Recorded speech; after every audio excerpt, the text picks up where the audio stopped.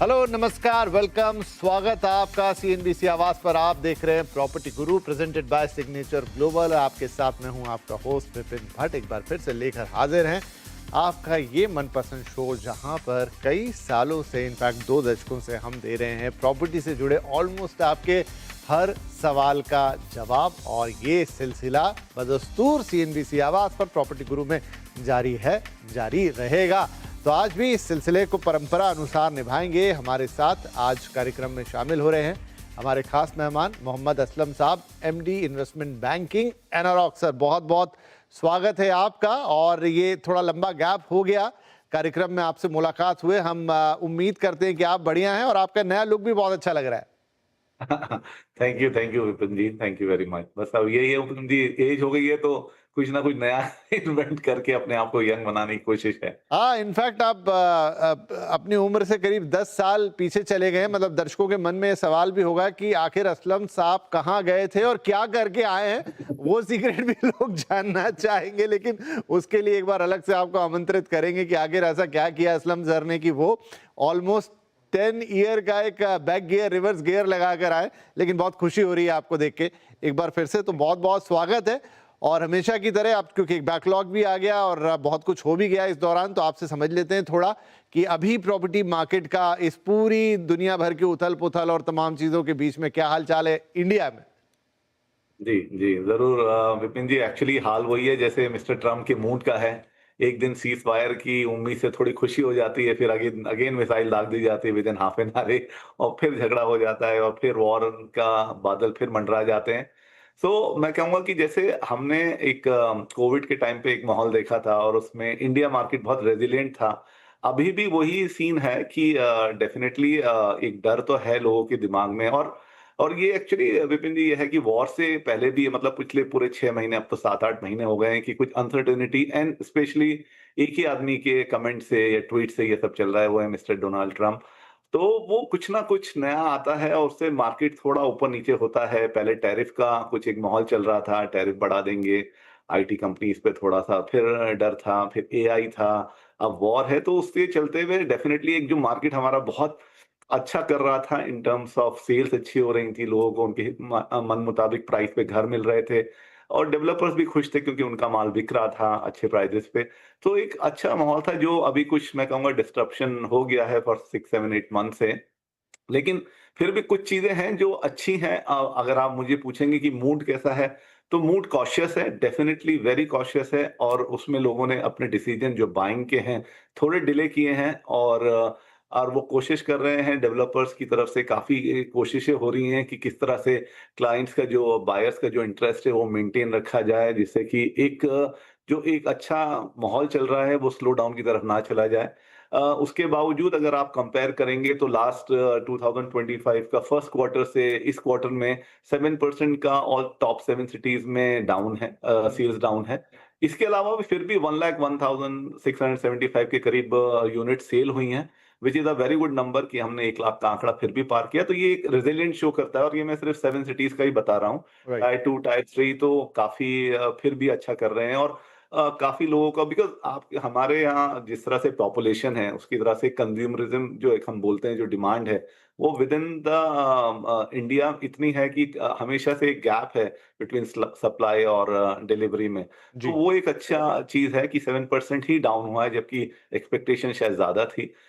लेकिन एक दूसरी तरफ अगर आप देखेंगे कि अपना फाइनेंशियल ईयर 2026 में अपना जो प्राइवेट इक्विटी डील्स हुई हैं वो 16% से बढ़ गई हैं। अराउंड 4.3 बिलियन की करीब प्राइवेट इक्विटी की डील्स हुई हैं इंडिया में, जिसमें ओके। कमर्शियल ऑफिसेज़ का they are the main actually जो उसमें पाई जिनके पास ज़्यादा सबसे ज़्यादा रहा वो कमर्शियल ऑफिसेज़ रहे हैं। उसका बहुत बड़ा एग्ज़ाम्पल है कि जीसीसी का जो एब्ज़ॉर्प्शन है वो बहुत अच्छा रहा है। तो ये राइट। एक अच्छी उम्मीद देती है कि आपका कमर्शियल अच्छा कर रहा है तो डेफ़िनिटली ट्रिकल डाउन इफ़ेक्ट आपका रेज़िडेंशियल में आता है। तो ये सब चीज़ें हो रही हैं, दोनों साइड पे हो रही हैं। तो एक मैंने जैसे बोला कॉशियस एनवायरनमेंट है।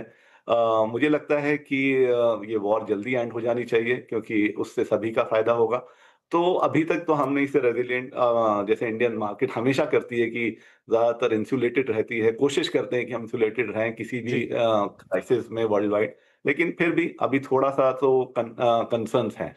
उम्मीद तो यही है कि ये जो भी है वेस्ट एशिया का वॉर लाइक सिचुएशन, अभी फिलहाल तो युद्ध विराम, लेकिन ये परमानेंट हो जाए, वॉर पूरी तरह से खत्म हो, एक अच्छे एंड पे खत्म हो, चीज़ें नॉर्मलाइज हों और सभी के लिए एक अच्छा माहौल मिले, रियल एस्टेट के लिए भी इनफैक्ट उसका इम्पैक्ट तो यहाँ आता ही आता है, राइट। तो और भी बातें करते रहेंगे हम असलम साहब से मौजूदा परिस्थितियों के बारे में और उसके रियल एस्टेट के इम्पैक्ट के बारे में, लेकिन अब सवाल जवाब का सिलसिला शुरू कर देते हैं।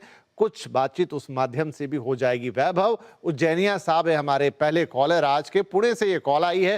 वैभव साहब बहुत स्वागत है आपका, क्या सवाल होगा आज? जी sir, hello, good evening sir. जी एक्चुअली मैं प्रॉपर्टी गुरु काफी टाइम से देख रहा हूँ और ये जो मैंने 3 प्रॉपर्टी आपको मेल भेजा है, इसमें से मुझे एक को बेचना है और री इन्वेस्ट करना है। ओके। अच्छा, इसमें मैं एक बात और बताना चाहता हूँ आपको। मैं सीएनबीसी आवाज काफी सालों से देख रहा हूँ। इसमें मेरी एक प्रॉपर्टी है वीटीपी लियोनारा वाली, वो पहले सीएनबीसी आवाज प्रॉपर्टी गुरु में परेश कारिया सर आते थे, उन्हीं के सजेशन पे मैंने ली थी। जी सर। अरे वाह, चलिए तो बहुत अच्छी बात है। देखिए ये अच्छा लगता है जब आप जैसे कॉलर्स हमें कॉल करते हैं। आमतौर पे सीएनबीसी आवाज़ पर चूंकि एक बिजनेस चैनल है, बिजनेस प्लस कंज्यूमर चैनल है, तो बहुत सारे दर्शक जो कि निवेश करते हैं इक्विटी मार्केट में, कमोडिटीज मार्केट में, वो तो रोज ही बता देते हैं कि देखिए आपने ये सजेस्ट किया था अच्छा, लेकिन प्रॉपर्टी मार्केट ना थोड़ा लॉन्ग टर्म गेम है। तो अब आपने कुछ सालों पहले किया होगा, आज आपको अच्छा लगा, उसका एक अच्छा रिटर्न मिला, आज आपने जिक्र भी किया, तो बहुत बहुत धन्यवाद। बहुत खुशी होती है ये जानकर और सुनकर कि हमारे शो पे दिए गए सजेशन से लोगों ने घर खरीदे, उन्हें अच्छा घर मिला, इनफैक्ट एक अच्छा कैपिटल एप्रिसिएशन भी मिला और आज भी उनका विश्वास हम पे कायम है। बहुत बहुत धन्यवाद उज्जैनिया साहब, आप जैसे दर्शक आते हैं तो बहुत ही अच्छा लगता है और ये भी मन में आता है कि हम एक अच्छा काम कर रहे हैं, राइट। तो कुल मिला के हम इन्हें क्या सजेशन देंगे? हाँ, मुझे लगता है अगर आपने डिसीजन ले ही लिया है कि आपको एक प्रॉपर्टी निकालनी है, तो मुझे लगता है आपको लियोनारा में एक अच्छा प्राइस एप्रिसिएशन मिल गया है। जो 2 प्रॉपर्टी हैं, मुझे उसका आइडिया नहीं है कि आपने वो कब खरीदी हैं, लेकिन जैसे आप बता रहे हैं कि लियोनारा पुरानी है और जिस तरह से आपने प्राइस डिफरेंस बताया है 35 लाख से 53 लाख, वो मुझे लगता है कि आपने प्रॉपर्टी कम से कम 5 साल हो गए होंगे आपको लिए हुए ये। तो एक अच्छा एप्रिसिएशन आपको उसमें अचीव हो गया है। और अगर आपको सामने दिखता है क्योंकि जो लियोनारा का लोकेशन है वो अभी भी काफ़ी सॉट आफ्टर लोकेशन है। तो मैं ये नहीं कहूँगा कि प्राइस अभी आपका स्टैंड स्टिल हो जाएगा या प्लेटियो आ गया है। ये अभी भी बढ़ेगा और इसका एक ऑर्गेनिक ग्रोथ अभी भी बाकी है, तो वो बढ़ेगा आपका। इसमें ऐसा नहीं है कि नहीं जाएगा। तो मुझे लगता है अगर आपको लेकिन कोई और अच्छी इन्वेस्टमेंट अपॉर्च्युनिटी है जो इसी एरिया में और भी जगह पर है, तो मुझे लगता है आप उसमें भी इन्वेस्ट कर सकते हैं। तो डिसीजन आपको लेना है कि अगर आपके पास अच्छी इन्वेस्टमेंट अपॉर्चुनिटी है जो आपके बजट में बैठ रही है, तो मुझे लगता है इन 3 प्रॉपर्टीज में अगर लियोनारा सबसे पुरानी है और उसमें आपको ऑलरेडी मेरे ख्याल से ऑलमोस्ट डबल ही आप पहुंच गए हैं, डबल नहीं तो एटलीस्ट मेरे को लगता है कि 50-75% का आपको अप्रिसिएशन हो गया है, तो मुझे लगता है वो आप निकाल के कहीं और इन्वेस्टमेंट कर सकते हैं।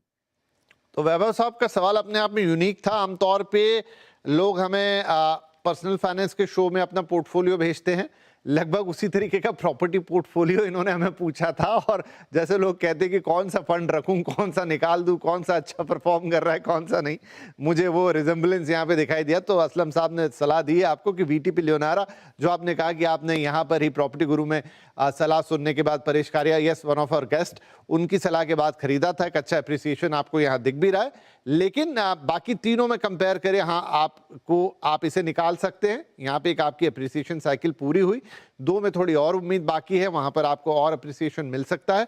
फिर आगे कभी आप हमें कॉल करेंगे, बात करेंगे, तो ये पैसे आपको कहाँ लगाने या कहाँ आप री इन्वेस्ट कर सकते हैं उस पर भी बात कर लेंगे। बहुत बहुत धन्यवाद यहाँ पर वैभव साहब हमें कॉल करने के लिए और अपना एक्सपीरियंस हमारे साथ शेयर करने के लिए। और ये उम्मीद करते हैं अब वाली सलाह भी आपके बेहद काम आएगी, क्योंकि प्रॉपर्टी को खरीदने में जितनी कंफ्यूजन होती है, बेचते वक्त भी उतनी ही मन में सवाल आते हैं, उनका भी निराकरण जरूरी, राइट।